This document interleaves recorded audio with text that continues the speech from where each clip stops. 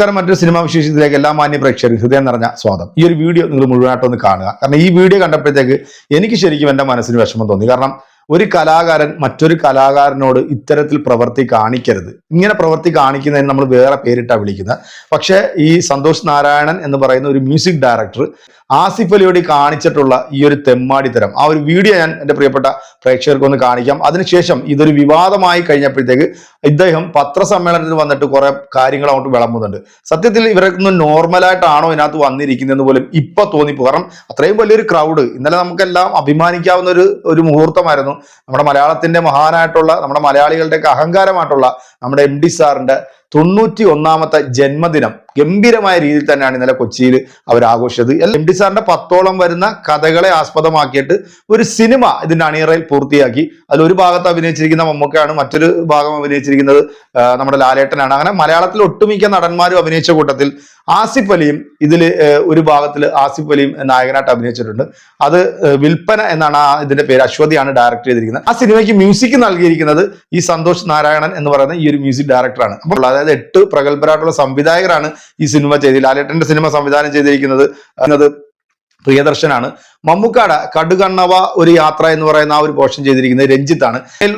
ബന്ധപ്പെട്ടിട്ടുള്ള എല്ലാവർക്കും മൊമെന്റോ കൊടുക്കുന്ന ഒരു പരിപാടി ഉണ്ടായിരുന്നു. ആ മൊമെന്റോ കൊടുക്കുന്ന ആ ഒരു പരിപാടി നിങ്ങൾ ആസിഫ് അലി കൊടുക്കുമ്പോഴത്തേക്ക് ഈ പറയുന്ന രമേശ് നാരായണൻ എന്ന് പറഞ്ഞ മ്യൂസിക് ഡയറക്ടർ കാണിക്കുന്നത് ശരിയാണോ ഇല്ല എന്നുള്ള നിങ്ങളുടെ അഭിപ്രായം പറയുന്ന കൂട്ടത്തിൽ ഇന്ന് ഇത് വിവാദമായതിനു ശേഷം ഇന്ന് അദ്ദേഹം പത്രസമ്മേളനത്തിൽ വന്നിട്ട് കുറെ കാര്യങ്ങൾ പറയുന്നുണ്ട്. സത്യത്തിൽ ഇതിനൊക്കെ എൻ്റെ ഭാഷയിൽ ഊളത്തരം എന്നാണ് ഞാൻ വിളിക്കാറുള്ളത്. അതുകൊണ്ട് തന്നെ നിങ്ങൾക്ക് നിങ്ങളുടെ അഭിപ്രായങ്ങൾ നമ്മുടെ കമന്റ് ബോക്സിൽ അയക്കുക. നേരെ വീഡിയോയിലേക്ക് പോവാം.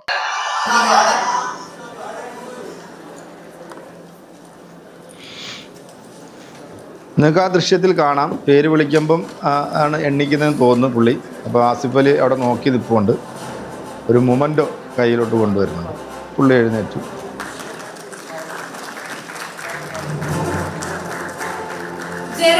ചിത്രത്തിന് വേണ്ടി മ്യൂസിക് സംവിധാനം ചെയ്തിരിക്കുന്നത് ശ്രീ സന്തോഷ് നാരായണൻ സാർ. നിറഞ്ഞ കൈയടി കൊടുത്തുകൊണ്ട് അദ്ദേഹത്തെ ശ്രീ രമേശ് നാരായണൻ സാറിന് ആസിഫ് അലി ഈ ഒരു പുരസ്കാരം നൽകിയിരിക്കുകയാണ്. ജയരാജ് സാറിന്റെ സിനിമയ്ക്ക് സംഗീതം നൽകിയിരിക്കുന്നത് അദ്ദേഹമാണ്. ഒരുപാട് പുരസ്കാരങ്ങൾ മലയാള സിനിമയിലേക്ക് കൊണ്ടുവന്നിട്ടുള്ള ശ്രീ രമേശ് നാരായണൻ.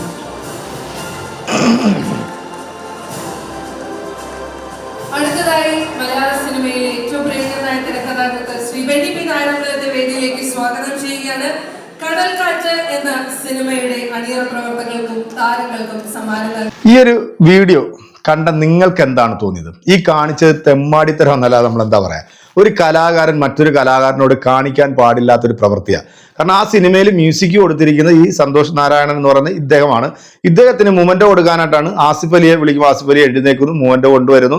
ഇയാൾ മൈൻഡ് ചെയ്യാതെ ആ മൊമെന്റോ വാങ്ങിച്ചു എന്ന് മാത്രമല്ല, അദ്ദേഹം ജയരാജനെ വിളിച്ചിട്ട് ആ മൊമെന്റോ ഒന്നും കൂടെ പിന്നെ അയാളുടെ നിന്ന് വാങ്ങിക്കുന്നതായിട്ടും അയാൾക്ക് ഷെയ്ക്ക് ഹാൻഡ് കൊടുക്കുന്നതൊക്കെ ആ വീഡിയോയിൽ വളരെ വ്യക്തമായിട്ട് കാണാം. ഇനി ഇതിനെ ന്യായീകരിച്ചുകൊണ്ട് ഈ പറയുന്ന ആള് പറയുന്നൊന്ന് കേട്ടു നോക്കണേ. ഇതിന് അനുയോജ്യമായിട്ടുള്ള ഒരു കമന്റ് നിങ്ങളുടെ ഭാഗത്തുനിന്ന് ഉണ്ടാകണം. ഇനി നമുക്ക് ഇയാളെ ന്യായീകരിക്കുന്നൊന്ന് കേട്ടു നോക്കാം. പരാതിപ്പെട്ടു, എന്നെ അവഗണിച്ചത് പരാതിപ്പെട്ടു. അതേ തുടർന്ന് അശ്വതി ഇടപെട്ട് ആസിഫിനെ വിളിച്ചു വരുത്തി എന്ന രീതിയിലുള്ള പ്രചാരണം നടത്തി. ഇല്ല, ഞാൻ പരാതിപ്പെട്ടതല്ല. ഞാൻ പറഞ്ഞു എനിക്ക് എന്നെ വിളിച്ചില്ലല്ലോ, അതൊക്കെ വിഷമമുണ്ടായി.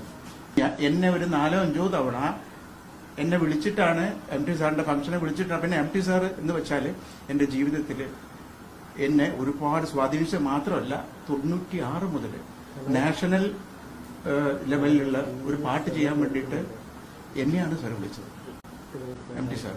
അപ്പൊ MT സാറിന്റെ പിന്നെ ബർത്ത്ഡേ സെലിബ്രേഷന് പങ്കെടുക്കാൻ പറ്റുക എന്നുള്ളത് ഒരു വലിയൊരു ഭാഗ്യമല്ലേ. 91ാമത്. അതുകൊണ്ട് തന്നെയാണ് ഞാൻ പോയത്. ഞാനൊരു മൊമെന്റോ പ്രതീക്ഷിച്ചിട്ടല്ല പോകുന്നത്. ഞാൻ MT സാറിനെ നമസ്കരിക്കണം, അത്രമാത്രം എനിക്ക് ആഗ്രഹം ഉണ്ടായിരുന്നുള്ളൂ. MT സാർ എപ്പോഴും എന്റെ ജീവിതത്തിൽ ഒരു വളരെ എന്റെ സംഗീത ജീവിതത്തിൽ ഒരു പ്രധാനപ്പെട്ട വ്യക്തി തന്നെയാണ്, അതിൽ മാറ്റാൻ പറ്റില്ല. പക്ഷെ എനിക്കൊരു മൊമെന്റോ അല്ല കാര്യം, എനിക്ക് സാറിനെ പറ്റി നമസ്കരിക്കാൻ പറ്റി എന്നുള്ളതാണ് എനിക്ക് ഏറ്റവും വലിയ കാര്യം. പക്ഷേ ഇതിന്റെ വിവാദമുയരുന്നത് താങ്കൾ ആസിഫ് അലിയിൽ നിന്നും ആദ്യം ഉപഹാരം വാങ്ങുന്നു എന്ന് പറഞ്ഞു. പക്ഷേ ഈ ഉപഹാരം വാങ്ങിക്കുന്ന സമയത്ത് ആസിഫ് അലിയെ നോക്കുന്നില്ല, തിരിഞ്ഞു നിന്നിട്ടാണ് ആസിഫ് അലിയിൽ നിന്ന് ഈ ഉപഹാരം വാങ്ങിക്കുന്നത്. അതിനൊപ്പം തന്നെ ആസിഫ് അലിയുടെ കൈതട്ടി മാറ്റി അതിനുശേഷം അവിടുന്ന് ജയരാജനെ വിളിച്ച് ജയരാജിൽ നിന്ന് സ്വീകരിക്കുന്ന രീതിയിലാണ് ആ ദൃശ്യങ്ങളിൽ നിന്ന് നമുക്ക് മനസ്സിലാകുന്നത്.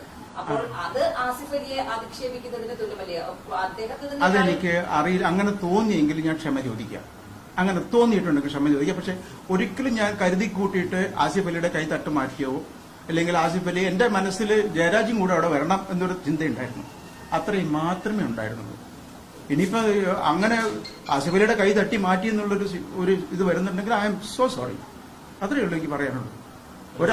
ഒരാളെയും ഞാൻ അധിക്ഷേപിക്കാനോ അല്ലെങ്കിൽ വിഷമിപ്പിക്കാനോ ഞാൻ ഉദ്ദേശിക്കുന്നില്ല. ആസിഫ് അലിയാണ് തരുന്നതെന്നുള്ള കാര്യം എനിക്ക് അറിയില്ല, എനിക്ക് മനസ്സിലായിട്ടില്ല.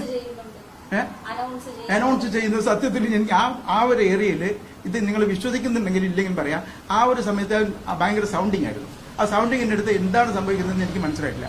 ആസിഫ് അലി ഞാൻ സ്റ്റേജിനത് ജയരാജന്റെ ഏറ്റവും ഇഷ്ടപ്പെട്ട ആളല്ലേ, എനിക്ക് ഭയങ്കര ഇഷ്ടപ്പെട്ട ഡയറക്ടറാണ്. അദ്ദേഹമാണ് എന്നെ ഈ സിനിമയ്ക്ക് ചെയ്യാൻ വിളിച്ചത്. ആസിഫിന് എനിക്ക് ഏറ്റവും പ്രിയപ്പെട്ടതാണ്, അത് ഞാൻ പറയാം. ആസിഫിന്റെ അഭിനയം എനിക്ക് ഏറെ ഇഷ്ടമാണ്.